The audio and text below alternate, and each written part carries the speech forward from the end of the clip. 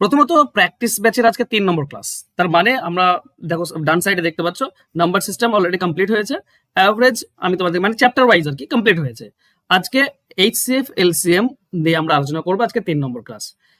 একটা জিনিস মনে রাখবে, এই যে চতুর্থ ক্লাসটা হবে যে তিনটি আমি তোমাদেরকে চ্যাপ্টার করানো হচ্ছে এর উপরে কিন্তু মক টেস্ট হবে। ঠিক আছে, 30টি কোশ্চেন থাকবে, 10টি করে 30টি কোশ্চেন থাকবে।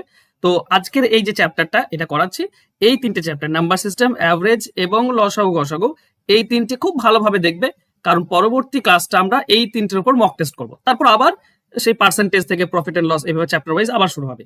তো 3টি করে চ্যাপ্টার করাবো এবং সেই 3টি চ্যাপ্টারের উপর আমরা মক টেস্ট নেব। ক্লিয়ার সবার? চলো আজকে 3 নম্বর ক্লাস, আর আজকে আমরা এলসিএম এইচসিএফ নিয়ে আলোচনা করবো।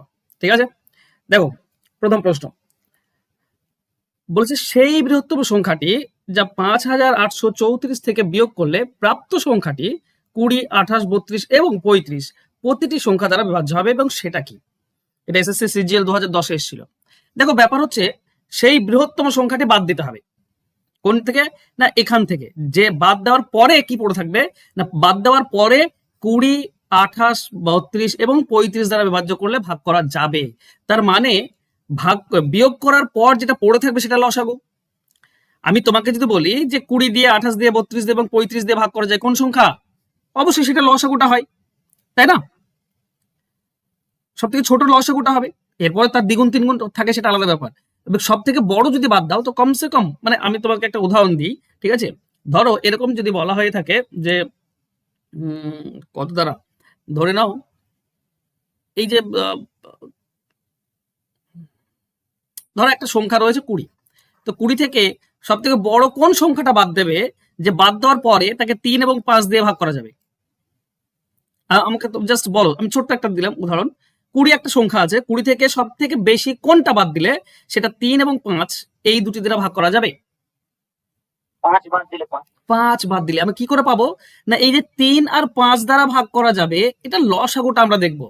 এর লসাগু হচ্ছে 15, মানে 15 সংখ্যাটিকে করতে হবে, তবেই সেই 15 সংখ্যাটিকে 3 দ্বারাও ভাগ করা যাবে এবং 5 দ্বারাও ভাগ করা যাবে।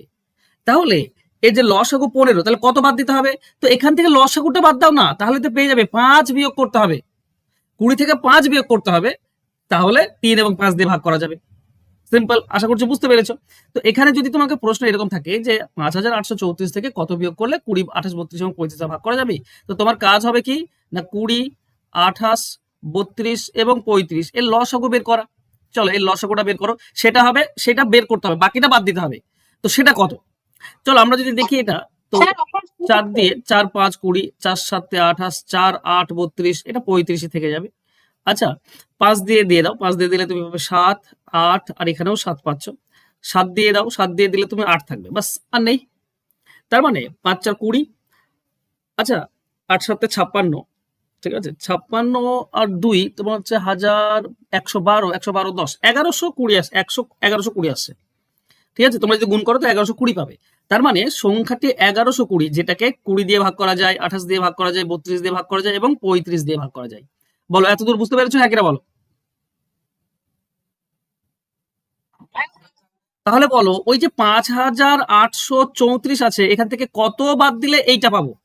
এইটা তো ভাগ করা যায়, তাহলে এটা বিয়োগ করে দিলে পেয়ে যাবে। 11, 20 বাদ দাও, তাহলেই তুমি পেয়ে যাবে এটা 4, এটা 1, এটা 7, এটা 4, 47, 14, তাই না?